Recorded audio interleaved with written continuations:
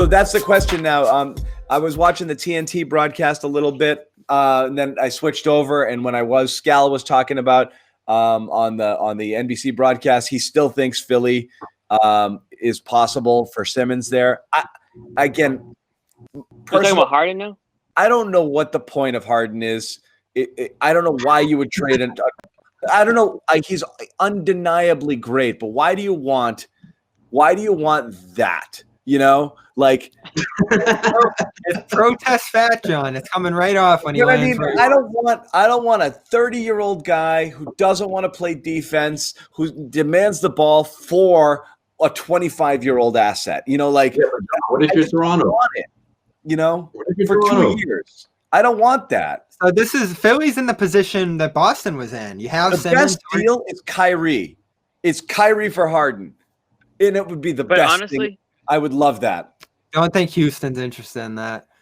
I think Brooklyn wants to give Kyrie and Durant a chance before they just make that trade. I mean, maybe. But what about about Miami? Houston would say no to that. So I don't even think that's on the table. Miami's the interesting one because they have the right balance here. Philly's in a tough spot. It's going to be Simmons or bust to acquire him, and that is a tough guy to give up in a trade. And we had a disagreement about this earlier, Jimmy, but you have three young assets in Tyler Hero, Duncan Robinson, and I guess you can throw Precious Achiuwa in there as their latest draft pick, multiple picks for years to come.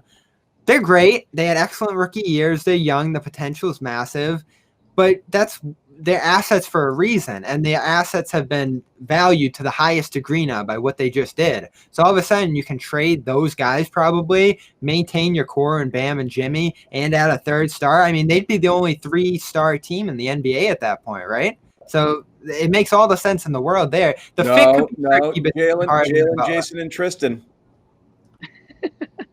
Marcus. Yeah, but Bobby, if you're the Miami Heat, you're thinking to yourself, we just went to the NBA Finals. We're only getting better. We don't need this guy. Like, yeah, you know, the Brooklyn Nets going to be tough. That's a hurdle. But, you know, in the Milwaukee, you know, Giannis just re-upped. But I like my chances, you know, if I'm Miami. You know, they haven't really lost a whole lot from last year. And they were able to replace them with a couple of good pieces. And they're getting better. And Bam Adebayo, you know, like, I just think Miami's better off just keeping what they have and just running back and continue to get better and sort of build their dynasty from there.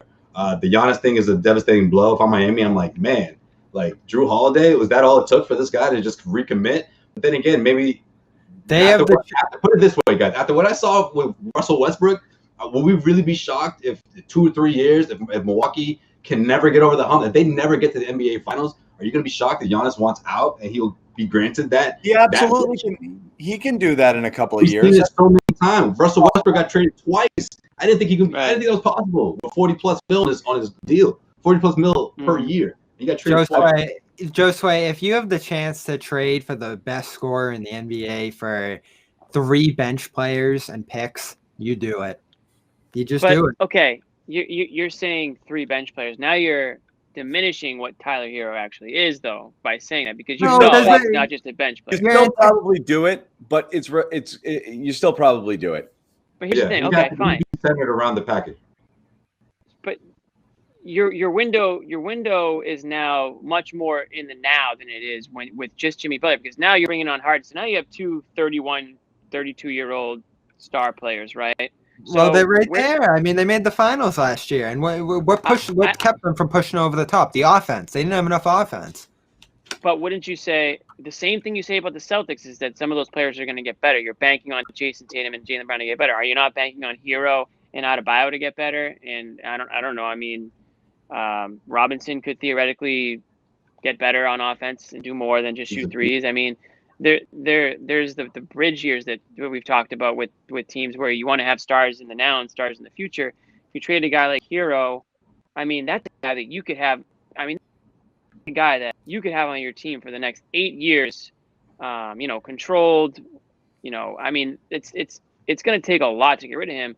For somebody like Harden, who you're going to have him for, was it 3 years? Does he have an opt-out? He's 2 years, but I think the key there is they can probably keep him. It's Miami. It's a great team. It's a good situation. It's a club city. Like, they'd be able to re-sign him feasibly, and I think that would be a big motivating factor there to doing that deal. You your team like the Heat, you're so close with the players that you have, and you probably think that you're going to get better without making major moves. Now, so let's say you bring in a guy like Harden, who completely changes everything. I mean, you're just a completely different team. It's tough to bring on a player like that and know what you're going to get out of the players around you, because he just changes everything. He commands the ball.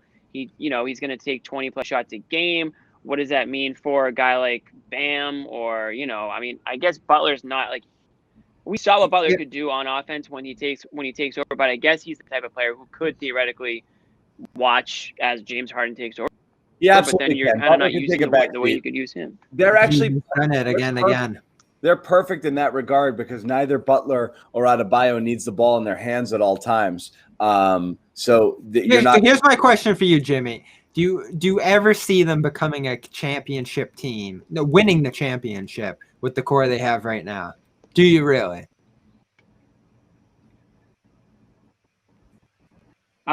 Listen, yeah, why not? I mean, I don't think they could win it all with this core. I think the Lakers are still the best team in the NBA. But I mean, Bobby, they went to the. What are you talking about? Wait, hold on, Bobby. Where do you put Bam Adebayo? Like, where's his ceiling for you? Because I feel like I mean, they went to I don't think it's ridiculous to think in the next couple of years that they won't be, legit title contenders. Well, Bam would be there either way. He's obviously untouchable. I would not trade Bam for Harden. But you had a piece to push you over the finish line, I think, in Harden. He can do that. Now, again, Harden's going to have to make some changes here. He's going to have to commit to what the Heat do, their coaching staff, their style. They're going to use him in ways different than bounce, step back three. There'd be a lot more versatility on the ball, off the ball. He'd have to be willing to commit to all of that, and he'd have to know what he's getting into there if he has them among his desired destinations. But if he's able to be shaped and molded, and I still talk to people who think that he can, the way he was in Oklahoma City, to play a different kind of role, that team would be championship favorites right up there with LA. They'd win the East with relative ease, I think. Miami's they've sort of taken on like Jimmy Butler's like persona. Like it's kind of like they're tough as nail, like they're tough, like they grind it out, they play harder than you. And I mean, I think if you brought in a guy like Harden, that just kind of changes. That's everything. True. It's a risk. That's a risk. I mean, like, what happens to just Jimmy Butler? What does Jimmy Butler think about that? I mean, sure. I mean, I don't know what their relationship is. I don't know how Miami gets it done though, because you're right. They don't have that next piece. If Hero's the number one signature piece going over, it's not enough. It depends what else is out there. Like it all comes down to whether or not Philly's going to do Simmons. Yeah. So you wait on Simmons, but at the end of the day, I think Houston's just going to eat it. Before Harden does. Why wouldn't they make the trade? If Harden wants out, I mean, they don't really have many options. I don't think the teams that can offer stuff. Look, here's the thing. Simmons is the only star NBA steps in all the teams that you think might be interested. And everything else is a collection of not spare parts, but extras. It's a package centered around Tyler Hero or a package centered around Dinwiddie and LeVert, like in Brooklyn. Like you're not getting near Would you rather value. Would you rather have LeVert or Hero? Hero. Probably Hero. Yeah. Probably Hero. But what I'm saying is that's not enough because Hero might be like a fringy, like almost all-star player at his ceiling. Like he might not even be. There's no lock. He's perennial all-star level player. He might just be a nice player. No, you know what? He's exactly what he is. He's a young player who has shown tremendous promise that you can sell as that centerpiece in a trade. Would you regret it? Maybe. Small piece for a guy of Harden's stature. Well, I think that's why you do it if you're them. Now Houston, it's not a slam dunk for Houston, and the reason you probably eat it if you're the Rockets is because you need to get a slam dunk return on this player. Like this is not a trade you can screw up, or you're going to be. I don't think they can make it. If it's not with Philly for Simmons, I don't think they can make it with those other two teams. So I think he stays put. But wait. What do you mean they don't? They're gonna have to trade him. Houston's Houston's gonna tell them we can't find a partner for you, so you got to play here. They're not just gonna trade him for nothing. Yeah, they got 2 years, so there's an advantage. They got 2 years. He's not going to sulk and eat. He's not going to eat himself. Dude, he can't waste 2 years. His next contract will be shit at 33 years old at 312 pounds. He can't do that. His value is going to go further and further down, though, the longer this trade. I mean, the less control you have over the guy that you're trading for, the less you're for him. So he can't sulk and pout. He's got to just play. He's got to play.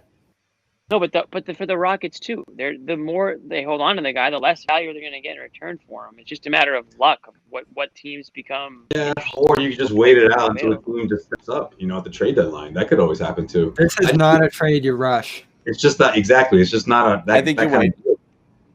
But if you're Houston, I just think you find the right team and don't worry about if it's going to be a championship contender. But then again, it's like those are the pieces that you want. You want to get the best pieces out of the deal. That's what the good pieces are. Yeah. Do you do it if you're Philly?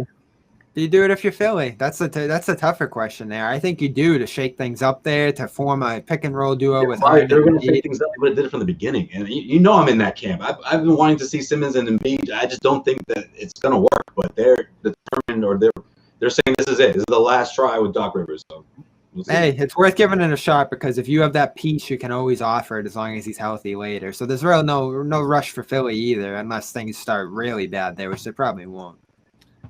Okay, I think if you're go ahead, Jimmy. We can move on, but Toronto.